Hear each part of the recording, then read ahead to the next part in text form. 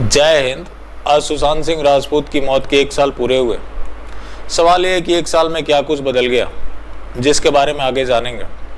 आज ही के दिन सुशांत सिंह राजपूत की मौत हुई, जिसे आत्महत्या बताया गया, जो कि आत्महत्या कहीं से भी नहीं था। ये आत्महत्या किन लोगों ने बताया? जो लोग सुशांत सिंह राजपूत को निपटाने में शामिल रहे, चाहे वो पुलिस सिस्टम रहा हो, या पॉलिटिकल माफिया रहे हो, या फिर बॉलीवुड माफिया रहे हो। अब सवाल यह है कि सुशांत सिंह राजपूत को निपटाया कब गया? दिन में इतनी बड़ी घटना का अंजाम नहीं दिया जा सकता है, इसलिए उन्हें 13 जून की रात को ही निपटाया गया था।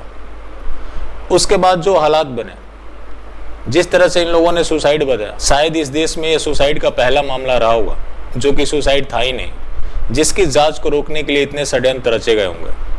आज से ठीक 1 दिन बाद 15 जून को, जिस दिन कोई एज्यूम भी नहीं कर सकता था, मैंने ये शंका जाहिर की थी कि सुशांत सिंह राजपूत और दिशा सेलियान का जो मर्डर है आपस में लिंक है, और दिशा सेलियान भी आत्महत्या नहीं की थी, उसे भी षड्यंत्र के तहत निपटाया गया था।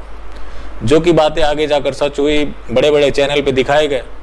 चूँकि वो बड़े चैनल थे, उनकी बातें सुनी गई, जो कि अच्छी बात थी। ठीक आज से 7 दिन बाद मैंने ये भी शंका जाहिर की थी कि इस केस में जस्टिस नहीं होगा। इसका वजह साफ था कि जो लोग सुशांत सिंह राजपूत की हत्या में शामिल हैं, वो बॉलीवुड के माफिया तो हैं ही, साथ में राजनीति में उनकी ऊपर तक पहुंच है। जहां राजनीति ऐसे लोगों के साथ खड़ी रहे, वहां कोई भला क्या कर सकता है।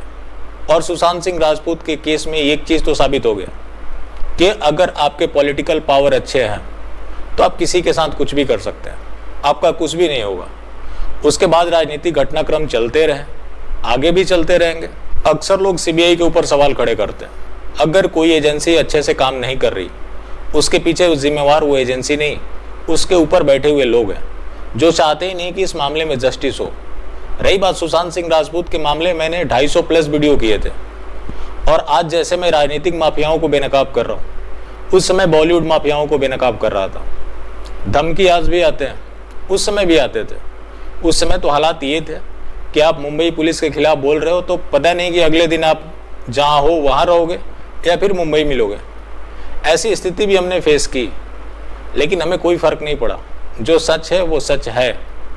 और जिस तरह से सुशांत सिंह राजपूत के मामले में इन लोगों ने पट्टाछेप करने की कोशिश की, जिस तरह से ये मिली भगत दिखा, इस केस में पूरे दुनिया की नज़र थी कि भारत का सिस्टम कैसे काम करता है, लेकिन यहाँ भी इन लोगों ने भारत का नाक कटाया। आज तक सीबीआई ये बताने में असफल रही कि सुशांत सिंह राजपूत के साथ एग्जैक्टली हुआ क्या था। जो एजेंसी आज तक ये नहीं बता पाई कि हुआ क्या था, वो आगे उससे हम क्या उम्मीद कर सकते हैं। रही बात सीबीआई की, तो सीबीआई के हाई प्रोफाइल केसेस में ऐसे ही फीडबैक रहे हैं। हाई प्रोफाइल केसेस को ये हमेशा दबाने की कोशिश करते हैं। ये चाहते हैं कि मामला धीरे धीरे ठंडा पड़ जाए, बाद में कुछ लोगों को पकड़ कर लाए, उसके ऊपर भी हम चार्ज फ्रेम ना कर पाए। यही सीबीआई का ट्रेंड रहा है। अब सवाल यह है कि इतने दिन लोगों ने विरोध किया, उसका क्या फर्क पड़ा? ऐसा नहीं है कि सुशांत सिंह राजपूत की हत्या जाया गया। उसके बाद जो लोगों का विरोध था, वो बॉलीवुड के ऊपर खुलेआम दिखने लगा है। वरना कौन एक्सपेक्ट करता था कि सलमान खान की मूवी फ्लॉप होगी, या फिर सड़क 2 हो, या बहुत सारी ऐसी फिल्में आई जो पूरी तरह से पिट गई। उसके पीछे कौन था? सुशांत सिंह राजपूत से जुड़ा हुआ सेंटिमेंट्स, जो लोगों के दिल से निकल ही नहीं सकता। बाकी जो लोग उनके षड्यंत्र में शामिल रहे, सबकी बारी आनी है। वही काम हम लोग कर रहे हैं। आज बेशक हम सुशांत सिंह राजपूत के ऊपर बात नहीं करते, लेकिन उनके माफियाओं को आज भी हम एक्सपोज कर रहे हैं। तरीका अलग है, लेकिन काम वही है, और ये जारी रहेगा। क्योंकि ये जो मेकअप वाले चेहरे दिख रहे हैं, इसके अंदर की सच्चाई क्या है, ये दुनिया तक लाना बेहद ज़रूरी है, और वो हम करते रहेंगे।